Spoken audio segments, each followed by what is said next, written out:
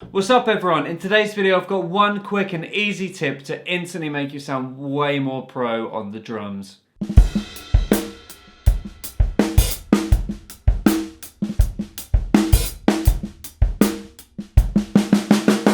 Today's tip is all about self-mixing yourself. Now, this isn't the ability to turn your overall volume up and down when you're playing. It's like a master control on a mixing desk. It's all about being able to control your individual limb volume as if they're the individual faders on a desk. By doing this, you're going to be able to make sure that everything you play just sounds way neater and more appealing to the ear, and overall just way more professional and like you know what you're doing.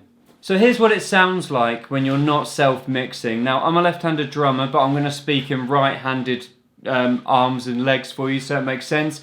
I'm going to be playing with my right hand way too heavy, my right foot way too quiet, and my left hand way too quiet. So that's the kick drum and snare too quiet and the crash cymbal and hi-hat too loud, and you'll hear how that instantly doesn't sound very good.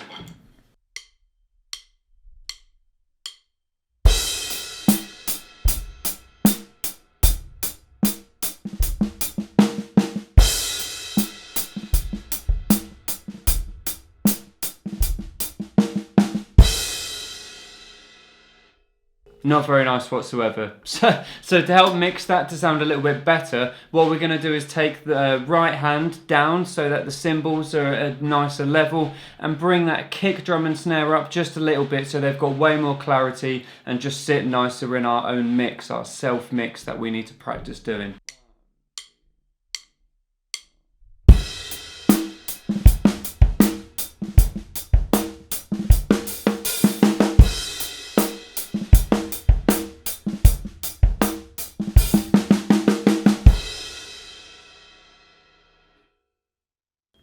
So instantly you should hear an improvement there. It just sounds so much better when you learn to play all the voices of the kit at a level that is suitable not only for the room that you're in, but maybe for the genre of music that you're playing or for the groove that you're playing. And a common mistake that a lot of new drummers make is that they'll just try and hit everything as hard as they can. And that way you've got no room to play accents or ghost notes. If everything's at the same level, there's no real melody and voice in the kit, right? So I'm about to give you an example of exactly what I was saying. So this next groove is going to be all at full volume. There's no room for an accent or a ghost note. Everything's just as loud as I can go. And then I'll play the same thing or a very similar beat, but I'll be applying way more dynamics. So there'll be ghost notes, there'll be accents, and you'll hear the difference.